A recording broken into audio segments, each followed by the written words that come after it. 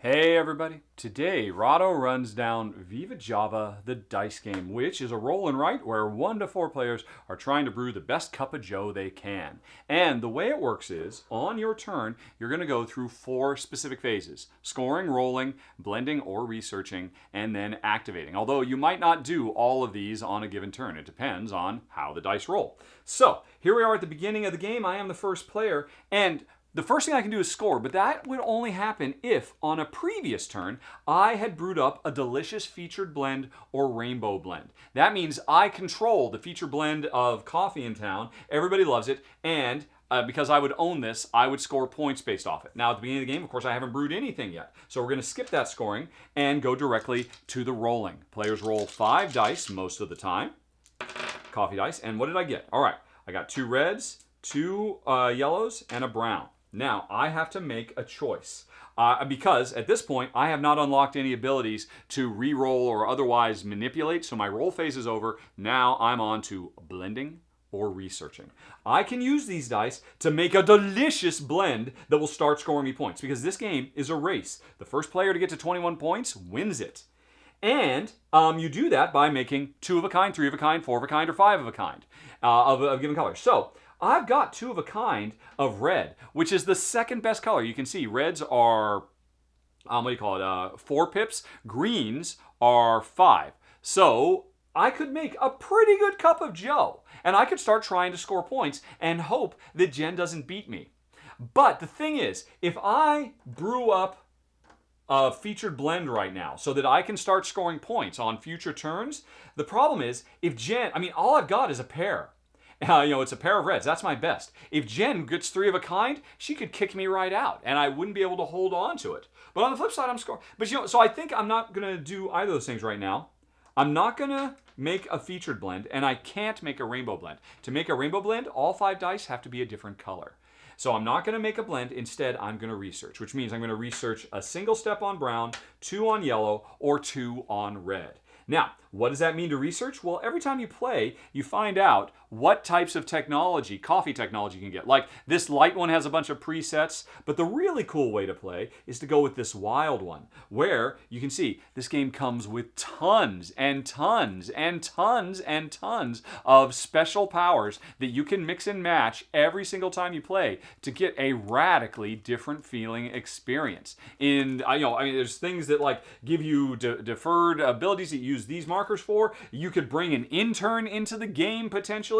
In this game, the abilities we have is top cup, short supply, field testing, improve bean, and reroll. Reroll, this white ability, is always in the game. So I could research a single brown, which in this game the brown is field testing, or a double improve bean. You know what? I like improving beans.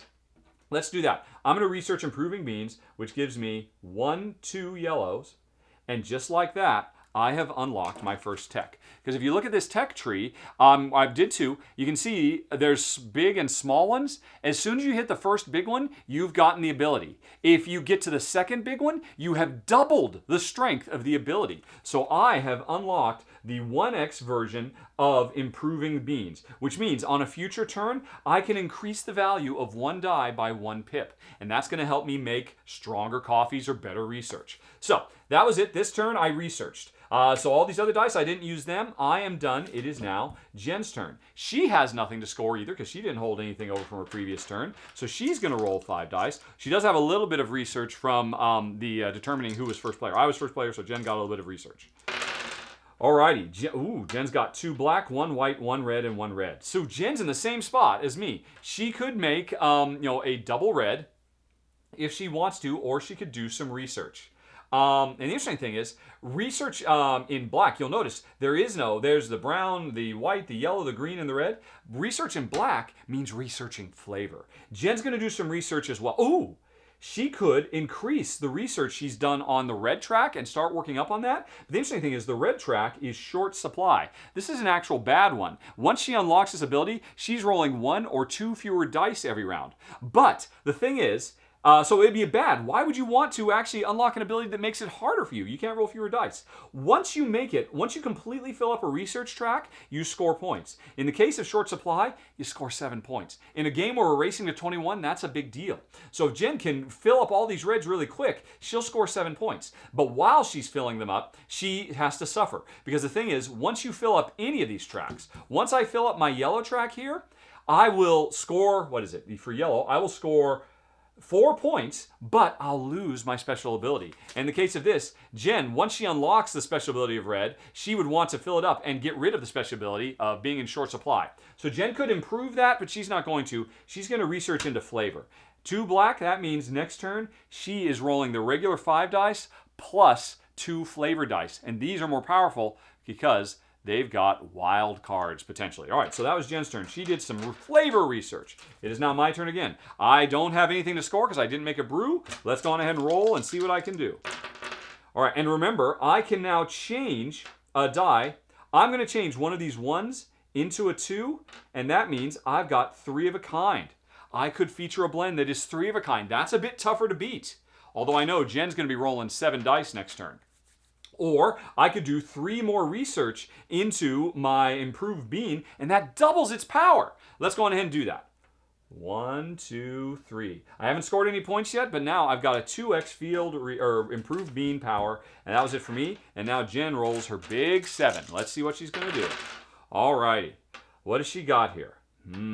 Yeah, I think so. Jen has, yep. She's got 5 unique colors. That means Jen can make a rainbow blend. You need 5 unique colors. Jen's going to do that, and Jen has made a rainbow. Whenever you make a blend, immediately score 1 point. Oh, yep, she scores 1 point. And now, every round for the rest of the game, unless I make a rainbow blend, Jen is going to continue to score 1 point every round because the town loves the rainbow blend she made, and they keep talking about it. So that was worth it. Jen did the research. Those research dice are gone now, and it's back to me. And so I now have double my, so I can improve 2 beans, or I can improve 1 bean twice. And let's see here. Ooh. Oh, wow. I've got 3 of a kind of green. Although I could actually improve them into black as well. Like, so I could, improve and I could get 2. So I could turn this 2 into, if I could turn this into a 5, I'd have, you know what, okay. I'm going to research a blend. Jen's going to start making points off of this. I'm going to make a featured blend. It's a 3 of a kind green. I think I'm going to hold on to this for quite a while. And so I score 1 point for making it. And now Jen is known by the rainbow blend. I'm the feature blend, and I'm going to start scoring points twice as fast as her now. And that was my turn. But unfortunately, all my dice are tied up. I can't roll dice anymore as long as I keep serving this coffee. It is Jen's turn, and for the first time, we have the score phase. Jen is going to score another point off that rainbow blend.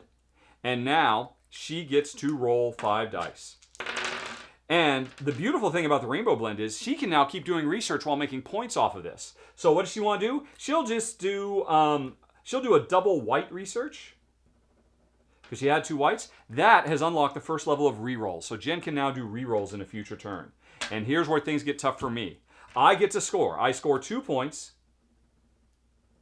And unlike a rainbow blend, which doesn't have any dice associated with it, the feature blend, people start getting sick of it after a while. I have to degrade it by 1. And so this is a countdown. I can keep this here, but eventually it will degrade more and more until Jen could beat it. Or if it degrades so far that I have to actually I have to stop selling it myself when it gets down to 1 die, there's a timer on this. But as long as I keep this in play, I'm scoring 2 points every turn. That could be my key to winning. So anyway, it's degraded. I have to make a decision now. I can leave this here and push my luck and hope that nobody beats it. Because if nobody beats this, if nobody takes feature blend away from me, next turn I'll score 2 more points. The downside is, if I don't recall my dice now and break this up, I'm not going to roll anything. This turn, all I'll do is set myself up to score 2 points. Next turn, fingers crossed. I'm going to do it. I'm going to push my luck. And that's it. So all I'm doing now, I'm not rolling any dice anymore. I'm just scoring 2 points round after round until I tear it apart, I tear it down and stop selling it, or until Jen beats me. Jen now rolls, and she can re-roll once. Let's see, she already has one reroll. She's going to reroll these and see if they can match better with the other stuff she's got. Okay, she's got 2 reds. All right, so Jen cannot beat my 3 of a kind, so she can't take that from me. So I pushed my luck and I won. I'm going to get another round of scoring 2 points, but then it's going to degrade and I have to choose whether to push my luck again. But in the meantime now, Jen, she can't beat me. She already has the rainbow blend, so she is going to do some research. And if she does the double red, then she goes into short supply. But she has rerolls now, so she's hoping she'll get through it quick. So she gets 2, boop, boop. And so from now on, she is only rolling 4 dice every round. So she wants to roll reds as fast as possible to finish that and score the big 7. Her turn is over. It is my turn. I score 2 more points. You can see where I'm going with this, folks. Oh, I forgot. Did Jen score her 1 point? I think I forgot to have Jen score her 1 point before she rolled. So I'm starting to rack up the points. The coffee degrades a little bit more. And do I push my luck again? If I pass and just let that sit there and don't do anything this round, I'll score 2 more points next turn unless Jen beats me. Jen is only rolling 4 dice now, so I'm pretty confident I can push this farther. I'm not going to do anything. It's Jen's turn, and this turn, because of the low supply, she only rolls 4. She wants to see lots of reds and get... Oh, no reds! Oh, no. She will re-roll 1 more time. Still no reds! Ugh. So, she's stuck in a short supply for a while. But hey, she's got 4 browns. 4 browns can't beat that. Oh, by the way, I forgot, she got 1 point for her rainbow blend. So she will do 4 research in brown, or 3 research in brown, which has unlocked the first level of field testing, which is whenever you create a blend, get research points for free. So that's a really nice way to combo.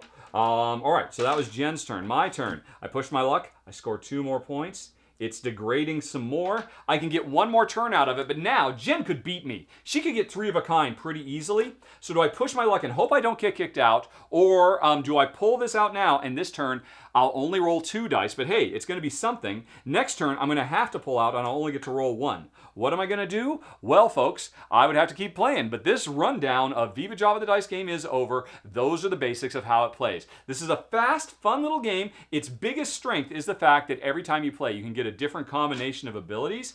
On the downsides, though, I have to admit, I'm a little bummed by the fact that this is a roll and write where you have to actually spend time and effort to get the ability to re-roll and control dice. And if the dice go against you, you might spend a good deal of time not being able to control the dice, and it can get a little frustrating. You can always do something, but that is something that just makes this feel a little bit different than your average dice roll and write. So that's something to bear in mind.